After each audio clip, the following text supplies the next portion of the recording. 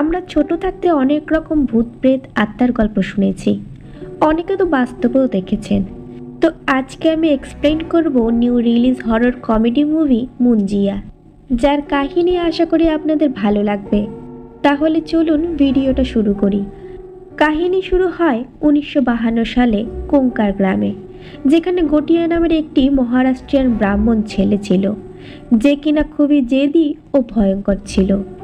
গটিয়া মুন্নি নামের একটি মেয়েকে পছন্দ করত, যে কিনা তার থেকে 7 বছরের বড় ছিল, কিন্তু তবুও সে মুন্নির পেছনে পড়ে যায়। এমনকি সে মুন্নির হবু স্বামীকে বিষ খাইয়ে মারারও চেষ্টা করেছিল। গটিয়া মুন্নিকে বিয়ে করতে চাইতো, কিন্তু সবাই এটার বিপক্ষে ছিল।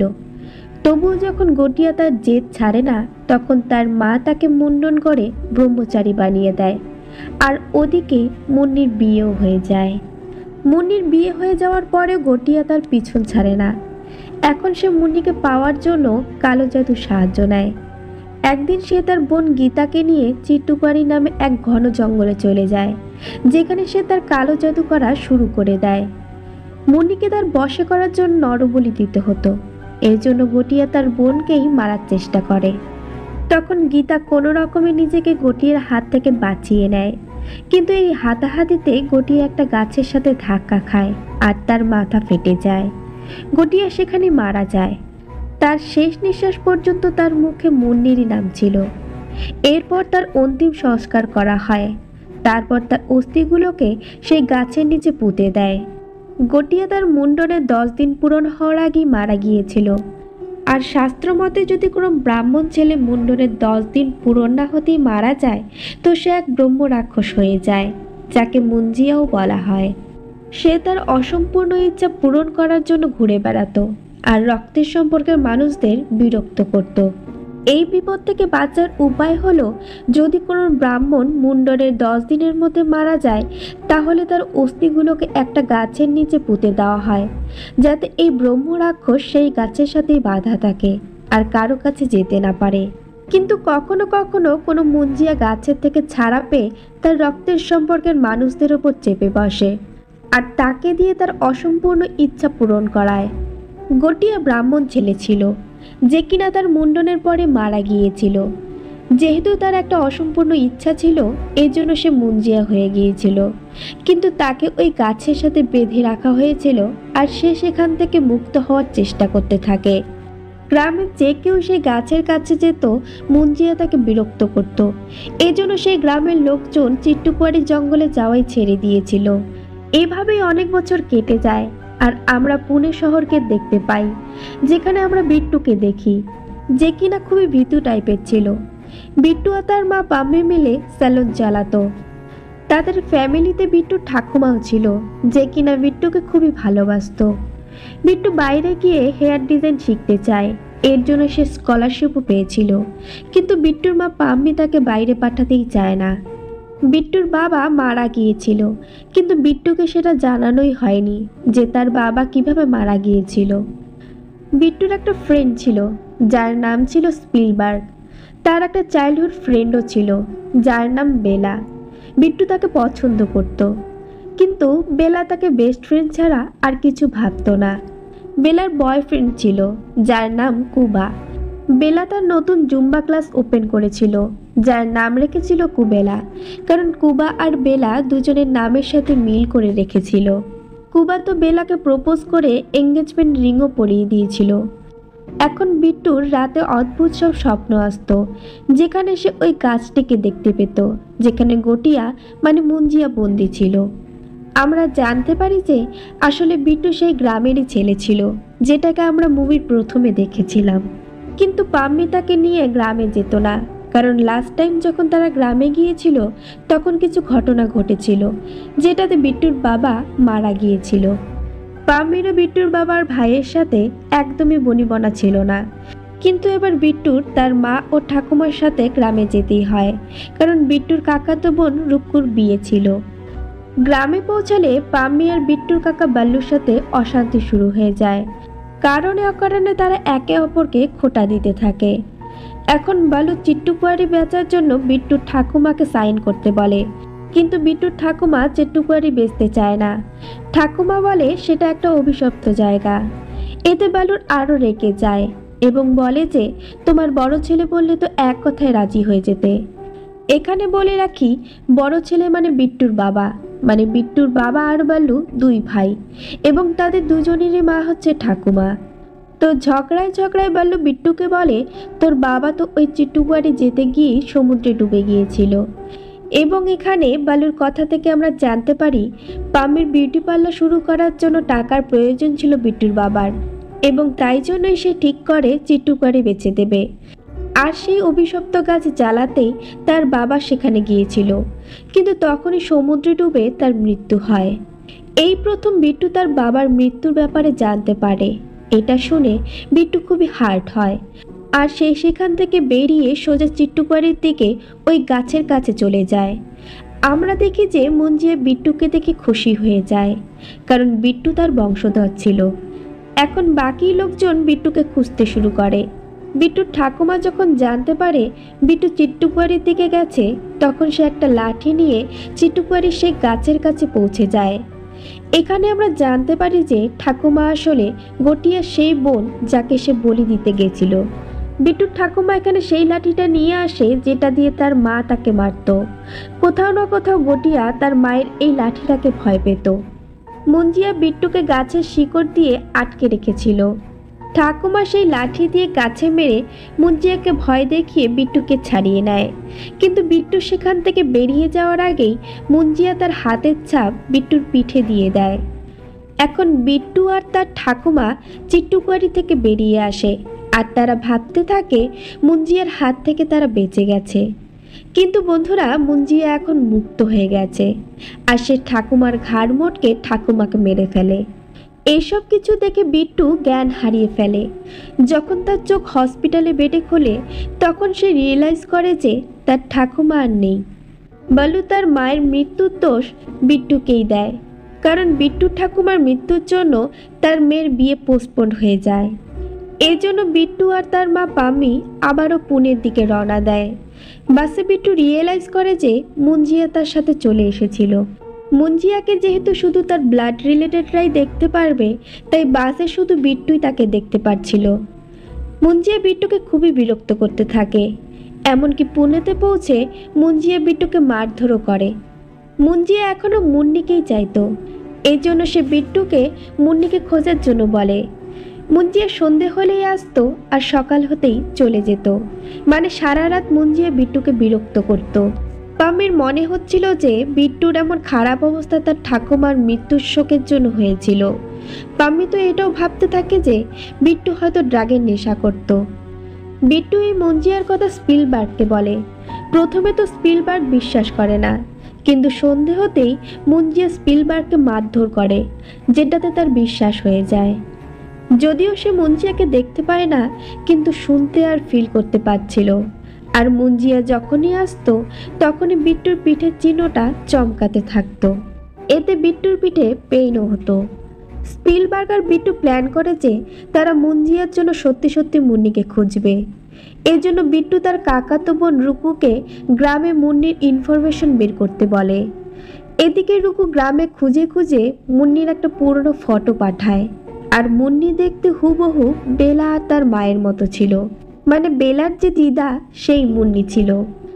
এরপর সেই রাতে বিট্টু আর স্পিলবার্গ মুঞ্জিয়াকে মুন্নির কাছে নিয়ে যায়।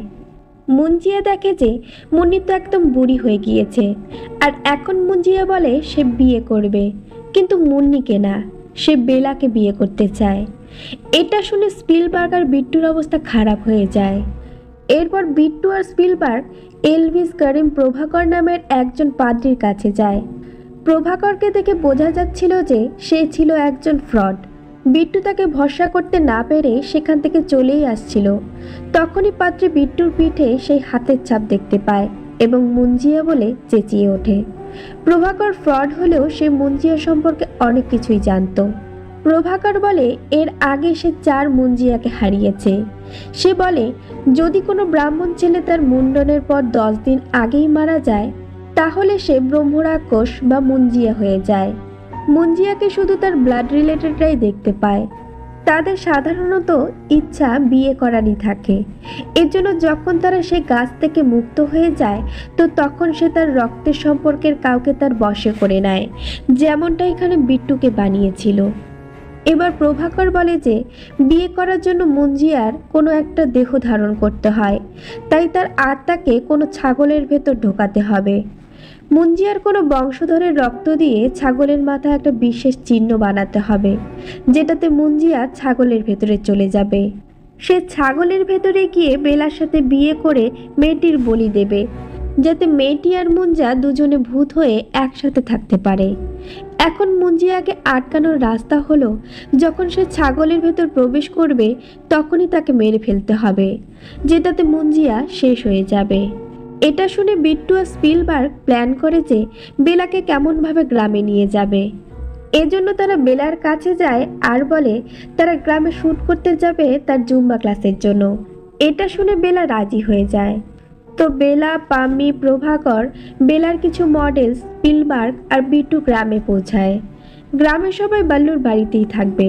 কেমন করে?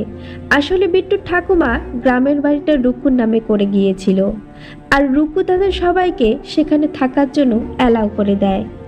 গ্রামে শুটিংয়ের কাজ শুরু হয়ে যায়, আর এরই মধ্যে বেলা বিট্টুকে বলে সে কুবার সাথে ব্রেকআপ করতে চায়। এরপরে কুবা গ্রামে পৌঁছায়, আর বেলাকে কুবা আবারও মানিয়ে নেয়। সেই সন্ধে কুবা বেলাকে কিস করতে যায়, তখনই সেখানে মুঞ্জিয়া চলে আসে। মুঞ্জিয়া কুবাকে প্রচণ্ড মারধর করে, এমন ধোলাই দেয় যে কুবার দুটো গোলাপ জামুন শেষ হয়ে যায়। আশা করছি বুঝতেই পারছো কি বলতে চাইছি। এখন মুঞ্জিয়াকে রুকুও দেখে ফেলে, কারণ সেও তার বংশধর ছিল। মুঞ্জিয়া বলে যে তার বেলার সাথে বিয়ে দিতে, তা না হলে সে রুকুকেও ছাড়বে না, তার সমস্ত চুল ছিঁড়ে দেবে। এরপর বিট্টু ডাবের জলে মদ মিশিয়ে বেলাকে মাতাল করে দেয়, যাতে তার কিছু মনে না থাকে। এদিকে রুকু ও স্পিলবার্গ একজনের বাড়ি থেকে একটা ছাগল চুরি করে নিয়ে আসে। তারা সবাই চিন্টুকারি সে গাছের নিচে গিয়ে পৌঁছায়। সেখানে বিট্টু তার রক্ত দিয়ে ছাগলের মাথায় সেই চিহ্নটি বানিয়ে দেয়, আর তখনই ছাগলের ভেতরে মুঞ্জিয়া প্রবেশ করে যায়। এখন প্ল্যান মতো তারা ছাগলটিকে মারতেই যায়, তখনই নেশাগ্রস্ত বেলা ছাগলটিকে বাঁচিয়ে নেয়, যার ফলে মুঞ্জিয়া বেলার ভেতরে প্রবেশ করে, আর বেলার আত্মা সেই ছাগলের ভেতর চলে যায়। বেলা পজেসড হয়ে সবার উপর হামলা করে দেয়, আর সবাই ছাগলটিকে নিয়ে কোনো রকমে চিন্টুকুয়ারি থেকে বেরিয়ে যায়। রাস্তাতে বাল্লু কাকা আর একজন লোকের সাথে তাদের দেখা হয়, যার এই ছাগলটি ছিল, আর তাদের কাছ থেকে ছাগলটিকে ছিনিয়ে নিয়ে যায়। তারা গিয়ে পাম্মিকে বলে সে যেন বাল্লু কাকার কাছ থেকে ছাগলটিকে নিয়ে আসে, কারণ বেলার আত্মা সেই ছাগলের মধ্যে ছিল। এদিকে বেলারূপী মুঞ্জিয়া গ্রামে পৌঁছে যায় আর সবার উপর হামলা করে দেয়। তখনই সেখানে প্রভাকর এসে মন্ত্রপুত নুনের সাহায্যে মুঞ্জিয়ার চারপাশে একটা রেখা টেনে দেয়।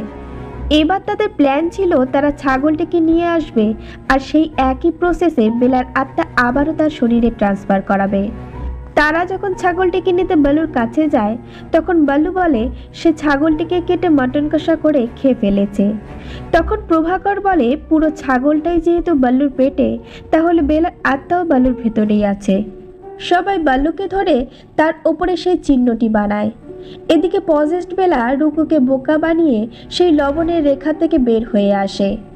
এখানে আরও একটা টুইস্ট আসে, যখন স্পিলবার্গ বেলার আত্মাওয়ালা ছাগলটিকে খুঁজে পায়, আর এখানে এমন এক পরিস্থিতির সৃষ্টি হয় যেখানে বেলার আত্মা সমেত ছাগল, মুঞ্জিয়ার আত্মা সমেত বেলা আর বালু, এই তিনজনই একই জায়গায় উপস্থিত ছিল, এবং তাদের তিনজনেরই ওই বিশেষ চিহ্নটি ছিল, যার ফলস্বরূপ তিনজনের মধ্যে একটা কানেকশনের সৃষ্টি হয়, আর বেলার আত্মা ছাগল থেকে বেরিয়ে বেলার শরীরেই চলে যায়, এবং মুঞ্জিয়ার আত্মা ভর করে বালুর ওপর।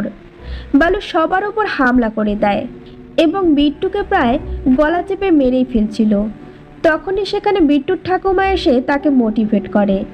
ঠাকুমা তাকে বলেন ভয় না পেতে, এসব শয়তানদের শক্তি আসে আমাদের ভয় থেকে, তাই সাহসী হতে হবে, তাহলেই তাকে শেষ করা যাবে।